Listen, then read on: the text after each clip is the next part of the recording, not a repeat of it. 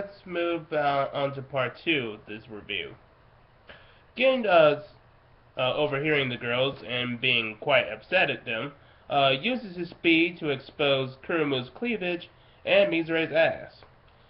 Well, at least Akihisa Aikida is deciding to do something different besides show Kurumu's ass.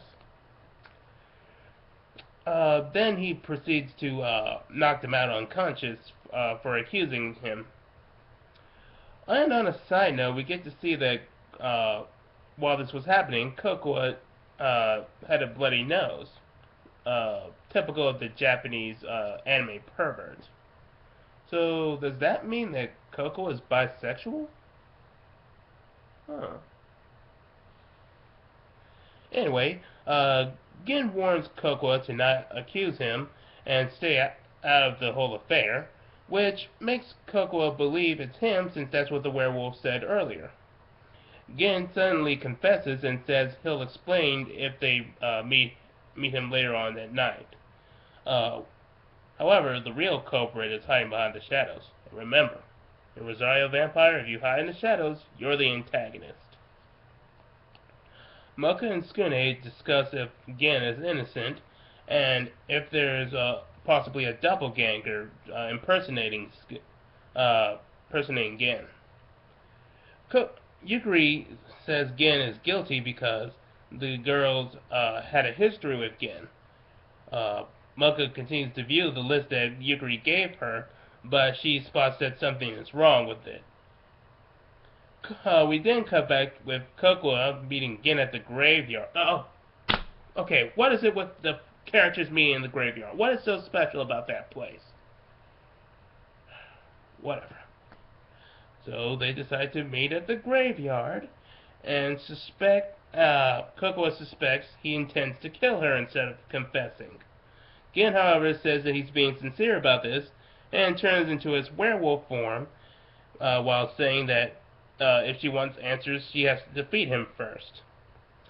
Kokoa then has her bat, Ko, turn into a rapier to match his werewolf speed, but Gin turns out to be far too fast.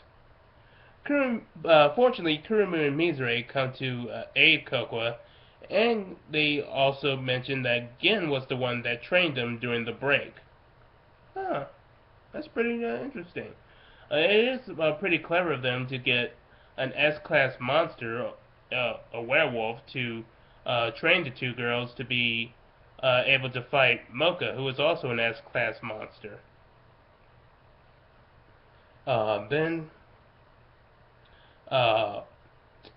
However, Gin said Gin had apparently been sexually harassing the girls while training them, and the girls want revenge for that.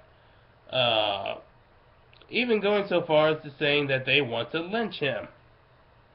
Man, these girls are bloodthirsty.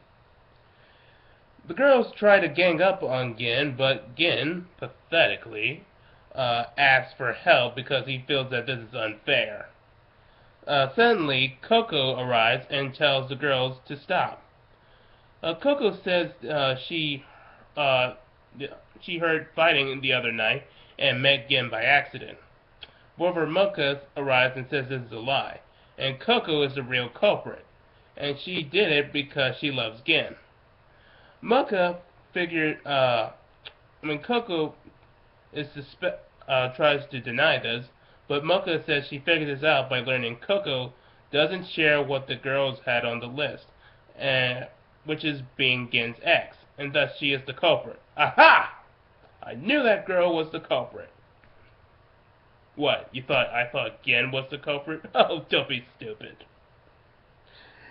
Anyway, Coco confesses that she is a monster who can control her blood, and thus she faked her attack and used her blood mist to mess with the girls and scare them away from Gin. And she did this all because she wanted Gin to notice and love her. So in other words, she just wanted Gin to see her. Insert your Amazing Spider-Man 2 Electro reference.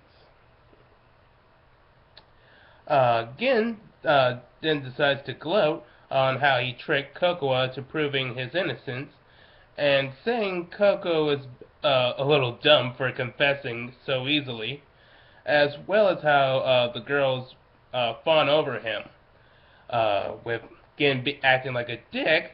This leads Cocoa, Kuremu, and Mizre to start kicking his ass. Yeah, it's always nice to see a jackass get his comeuppance.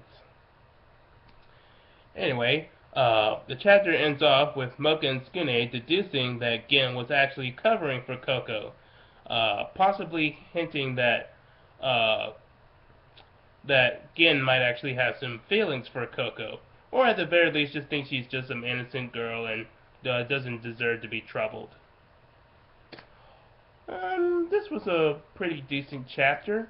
It's nice to see Kuremu, Coco, and Mizure working together towards a common goal, as well as Coco being proactive in these chapters on an assignment from the newspaper club.